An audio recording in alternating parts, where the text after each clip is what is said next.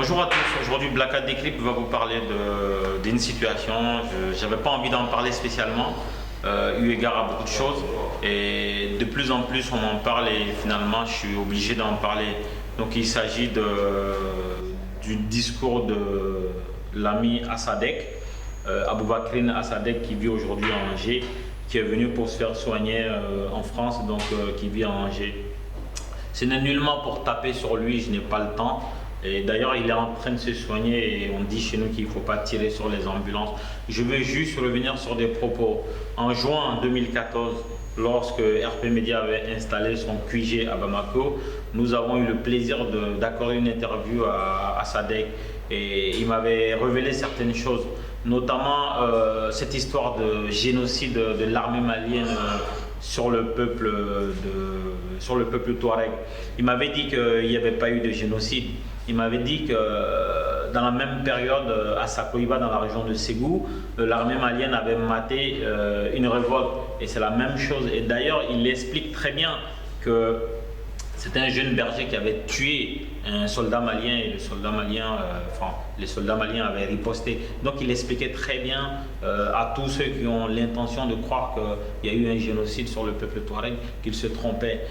À ma grande surprise, je découvre que le même Assadek sur les réseaux sociaux parle de génocide. C'est un mot qui pèse et compte tenu de tout ce qu'il a vécu au Mali, de toute la liberté dont il jouissait au Mali, qu'il attend d'être à Angers pour dire que le Mali a commis un génocide sur le peuple touareg. Je trouve ça anormal et justement c'est de ça que je veux parler.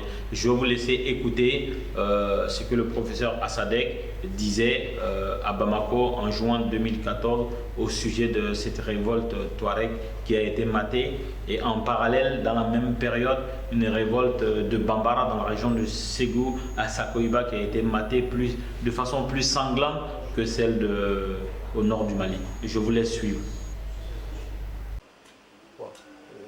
Ce problème du Nord, ça date de plus d'un demi-siècle. Ça avait commencé d'abord par la révolte d'un jeune homme qui avait agressé un goumier, parce que ce goumier lui avait dit que s'il ne paye pas l'impôt,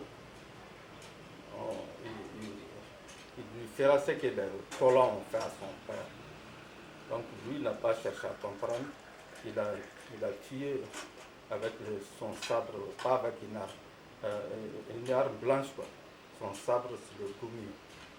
Bon, c'est ainsi que Moribo a envoyé Dibissi là pour poursuivre les jeunes hommes.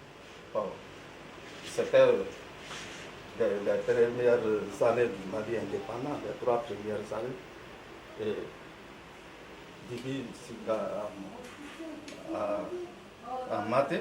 a maté la révolte. Ce n'est pas une rébellion, c'est une révolte de quelques jeunes hommes. Mais à la même période, il y a eu une révolte à Ségou, de Sakoiba.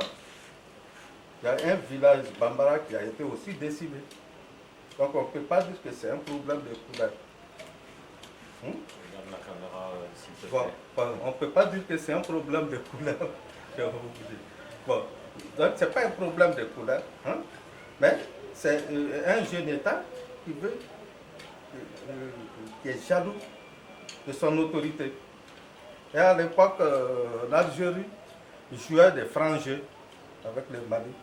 Et donc nous venons de voir les propos de l'ami Assadek qui explique clairement cette vision de génocide qui n'a jamais eu lieu.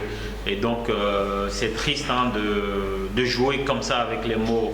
On ne va pas aller plus loin que ça, on ne va pas rentrer dans les discours, il a changé de camp, il a le droit de faire ce qu'il veut. Et ce n'est pas la première fois que dans mon entourage et dans l'entourage des Maliens, quelqu'un change de camp. Son neveu Moussa Agassari, on a mangé dans le même plat, on a dormi dans la même pièce, on a eu à faire plein de choses ensemble. Aujourd'hui, il est dans un camp que le reste du peuple malien combat. Et donc, ce n'est pas ça le problème. Le problème, c'est le discours qu'on tient.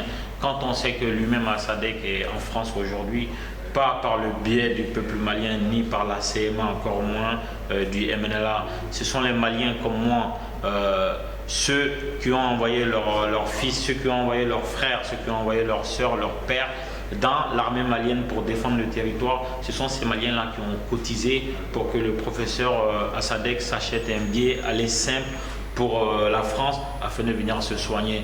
Et donc on ne peut pas s'exprimer comme ça en ne tenant pas compte de la teneur des mots qu'on emploie. Le mot génocide est un mot très grave. Il n'y a jamais eu de génocide au Mali, vous le dites vous-même. D'ailleurs, il y avait la prison de Tessalit. Et à la prison de Tessalit, je ne pense pas qu'on ait envoyé plus de Touaregs là-bas que de Maliens issus des peuples du Sud. On a envoyé des gens importants, des politiques, des enseignants, on a envoyé tout le monde. Et donc, nous, on pensait sincèrement que Assadek était tout simplement un Malien déçu. On n'avait pas compris qu'il y avait autre chose.